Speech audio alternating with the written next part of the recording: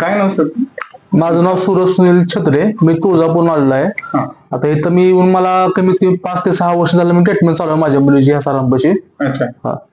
आता म्हणजे पहिल्यापेक्षा आतामध्ये एक 90% जवळपास मला फरक आहे माझ्या मुलीचा. वर्तुळा प्रत्येक गोष्टीमध्ये 90% म्हणजे काय म्हणतात? म्हणजे ज्या टायमाला मी इथं आलतो हॉस्पिटलला त्या टायमाला माझी मुलगी चालत नव्हती. म्हणजे असं माणसं मग ओळखत नव्हते जास्त, एक ठिकाणी शांत बसून राहायचे. आता सध्याच्याला म्हणजे पूर्ण माणसं ओळखतात. माझ्या घरी बाहेरचे लोक बघता येतात, ते लोक सगळं ओळखतात. सध्याच्याला 6-6 महिन्या वर्ष नाही येतात, ते सगळं लोक ओळखाले सध्याच्याला. एवढा फरक आहे. चालून दाखवा बरं तिला. इकडे चल, दीदीला चल इकडे. मोबाईल द्या दीदीला. मोबाईल द्या. हा, चालून दाखवा. तिकडे पिलो चल. समोर डबे घे, डबे घे चल. हा, डबे घे चल. अरे वा वा वा, चल चल चल त्याला मम्मीकडे चल. अशी चालायला लागली. हा हा हा, चलते आता. आता म्हणजे पूर्ण चालते. हा, म्हणजे जी मुलगी चालत नव्हती ती आज चालायला लागली. पूर्ण चालायला लागली. पूर्ण 100% चालायला लागली. चल इकडे पिलो. सो मोबाईल धरा. सो मोबाईल धरा. तुम्ही आहे इकडे.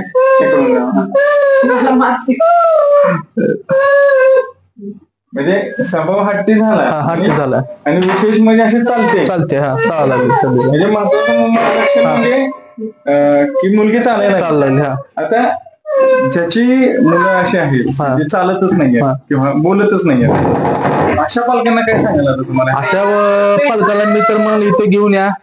सगळ्यात महत्वाचं म्हणजे आता जो तुम्ही अनुभव घेतला ह्या माध्यमातून तुम्ही काय सांगाल की जे पालक आहेत की ज्यांची मुलं बोलत नाहीयेत, चालत नाहीयेत आणि ते हतबल झालेले आहेत, त्यांना त्यांना म्हणजे एक विनंती म्हणा तुम्ही की तुम्ही एक वेळेस इथं येऊन बघा. तर तुम्ही कमीत कमी एक 6 महिने ट्रीटमेंट घ्या. 6 महिन्यानंतर 100 ना 1000% फरक पडेल. ही माझ्या अनुभवावर मी तुम्हाला सांगू शकतो की असं नाही की तुम्ही 1 महिना ट्रीटमेंट घ्या परत बंद करा, त्याचा विषय नाही. तुम्ही 6 महिने तर कंटिन्यू ट्रीटमेंट घ्या. कारण मी स्वतः 3 वर्ष कंटिन्यू घेतल्यानंतर एवढा मला फरक आला. खास करून फरक कुठे जाणवला तुम्हाला? फरक म्हणजे मी ज्या टायमाला इथं आलो त्या टायमाला मला सरांना गोळ्या दिल्या त्यांना 1-2 तास आम्ही इथं वेटिंगला थांबलो होतो म्हणजे गोळ्या खाऊन. तेव्हा जरा मुवमेंट मध्ये फरक दाखवला आम्हाला. मग तेव्हाच आम्ही लक्षात आलं की औषधाचं काय ना आज न उद्या फरक पडेल. त्याच्या हिशोबाने आम्ही कंटिन्यू ट्रीटमेंट चालू ठेवली परत पुढे. तुमचा एक अभिप्राय घ्या.